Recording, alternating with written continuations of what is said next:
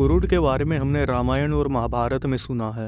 गुरुड़ को भगवान विष्णु का वाहन माना जाता है। बोला जाता है गुरुड़ इंद्रदेव से 100 टाइम्स ज़्यादा पावरफुल है। जितने समय में एक इंसान अपनी पलक झपकाता है उतने ही समय में गुरुड़ पूरी यूनिवर्स का चक्कर काट सकते हैं। ये गुरुड़ की उड़ने की स्पीड है। जब हम गुरुड़ के बारे में सोचते हैं तो हमारे दिमाग में बहुत बड़े पक्षी की तस्वीर बनती है जिसके बड़े बड़े पंख होंगे और 2 हाथ होंगे और उन्होंने भगवान विष्णु को अपने ऊपर बिठा रखा होगा।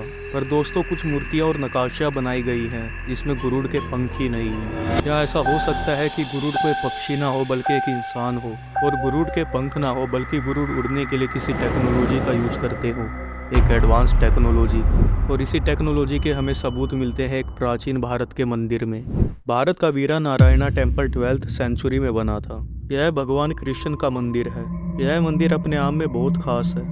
आर्कियोलॉजिस्ट का मानना है इस मंदिर में दुनिया के सबसे शाइनिएस्ट पिलर्स हैं और इसी मंदिर में नक्काशी बनाई गई है गुरुड़ की। इस मूर्ति में आपको दिख रहा होगा गुरुड़ हाथ जोड़कर बैठे हैं और आपको गुरुड़ के पीछे 2 पंख भी दिखाई देंगे। पर अगर हम इसको थोड़ा ध्यान से देखें तो हमको एडवांस टेक्नोलॉजी के सबूत मिलेंगे। गुरुड़ के दोनों पंखों के ऊपर 2 डिवाइस दिख रहे हैं और ये देखने में मोटर की तरह दिख रहे हैं, यानी कि रोटेटिंग डिवाइस। और दोस्तों, ये फ्लावर्स बिल्कुल भी नहीं है क्योंकि फ्लावर्स की और भी नक्काशियाँ बनाई गई है जो इससे काफ़ी अलग है।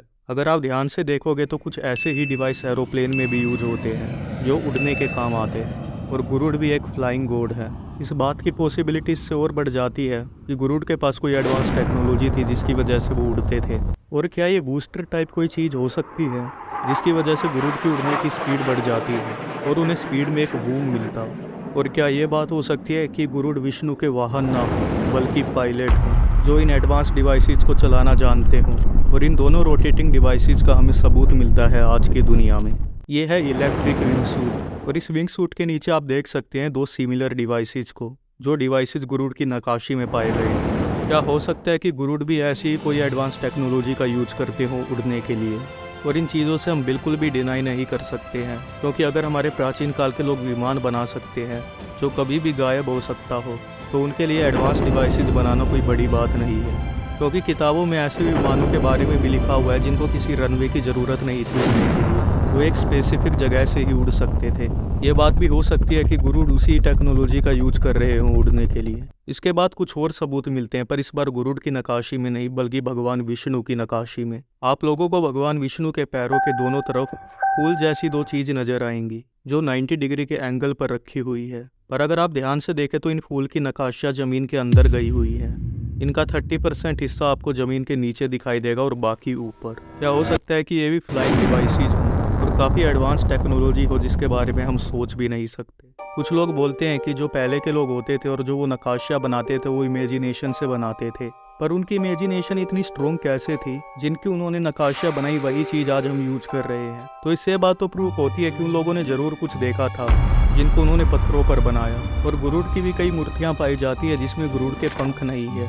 क्या हो सकता है कि गुरुड़ भी एक भगवान हो जिनके पंख ना हो, पर जब उनको उड़ना हो तो वो इन डिवाइसेस का यूज करते हो और विंग्स का यूज करते हो उड़ने के लिए, जिसमें 2 मोटर्स अटैच हैं। हमको पता है कि भगवान आसमान से आते थे धरती पर, एक दूसरी यूनिवर्स से, एक दूसरे ब्रह्मांड से, पर क्या वो इन्हीं डिवाइसेस को यूज करते थे उड़ने के लिए? क्योंकि हमें बैटल्स के दौरान दिखाया जाता है कि बहुत सारे भगवान आसमान से देख रहे हैं बैटल को, पर वो किसी विमान में नहीं बैठे होते बल्कि हवा में खड़े होते हैं। तो पॉसिबिलिटी बहुत ज़्यादा है कि वो इन्हीं डिवाइसेस का यूज करते हो और मूर्तिकार ने वही सब देखकर इनकी नक्काशियाँ बनाई हो। इन चीज़ों को प्रूव करना दोस्तों हो सकता है कि थोड़ा टफ हो, क्योंकि समय के साथ हमारे भारत की प्राचीन टेक्नोलॉजी गायब होती जा रही है। ऐसी ही बहुत सारी चीज़ें जो हमको ढूंढनी बाकी हैं, खासकर हमारी एंशिएंट इंडिया की एडवांस टेक्नोलॉजी। हम ऐसे ही और भी एडवांस टेक्नोलॉजी ढूंढने की कोशिश करते रहेंगे। इस वीडियो के लिए इतना ही। अगर वीडियो अच्छी लगी हो तो चैनल को सब्सक्राइब कर देना। Bye bye. आसमान तक शोर मचाए विजय धनुष टंकार, सारे तीर करण के सीधा गिरते सागर पार।